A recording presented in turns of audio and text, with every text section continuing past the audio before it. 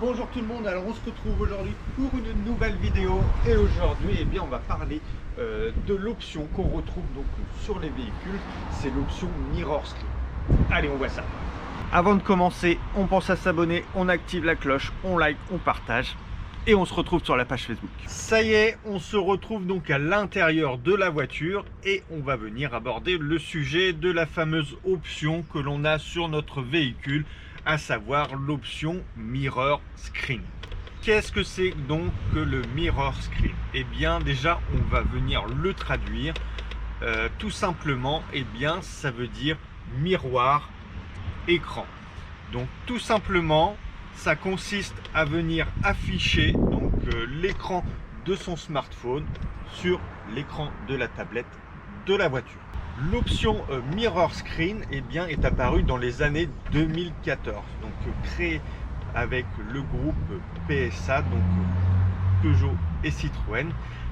Cette option était destinée surtout pour les petites citadines comme la Peugeot 108 ou bien la Citroën C1. Elle va permettre, avec une entrée de gamme, de pouvoir bénéficier d'un GPS ou d'autres fonctions en permettant de connecter son smartphone sur la voiture. Alors on va pas se mentir, au tout début que cette option est sortie, alors déjà elle était un petit peu méconnue du grand public. Beaucoup de gens ne savaient pas qu'est-ce que c'était exactement cette option et en plus eh bien, il y avait énormément de bugs, aussi bien du groupe PSA qu'aussi bien les applis qui étaient proposées pour pouvoir connecter son smartphone.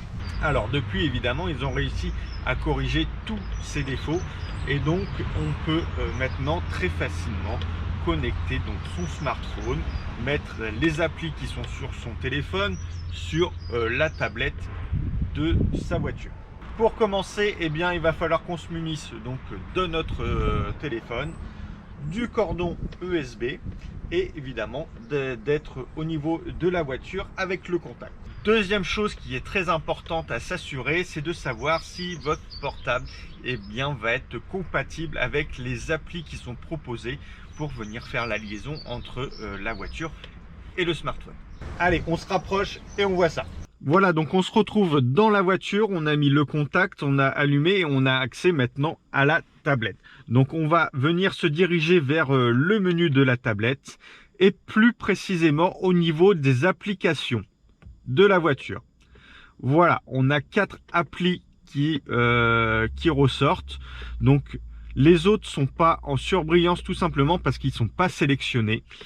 C'est les applis qui est possible de télécharger pour venir connecter donc son smartphone à la tablette de la voiture.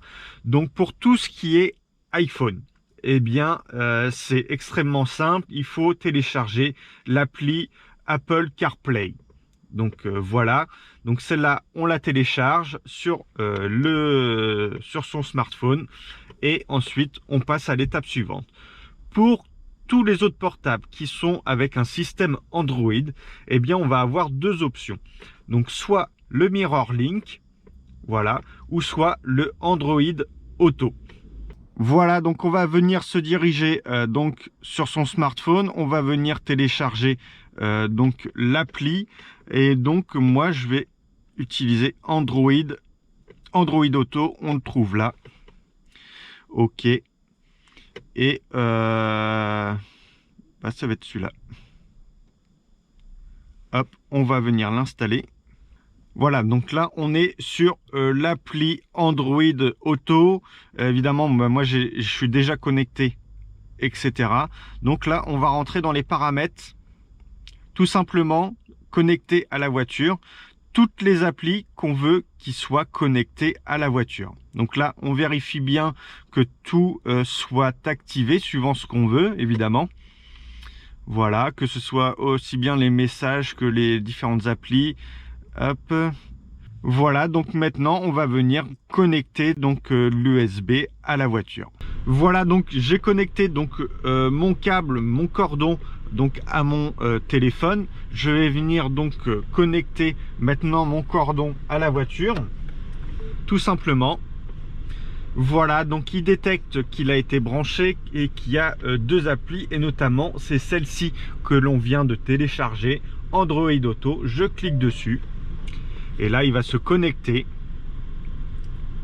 Voilà, et là la première des applis qui se connecte, eh bien ça va être le système de GPS, donc c'est le Waze principalement.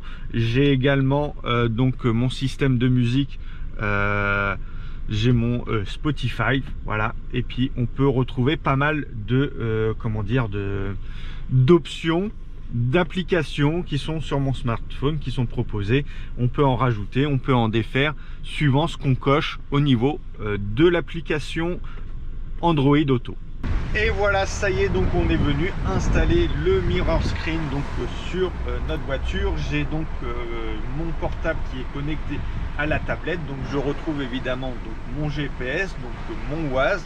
Donc l'avantage de celui-ci, eh bien c'est qu'il est continuellement à jour parce qu'il est connecté, donc aussi bien au niveau du trafic que la cartographie.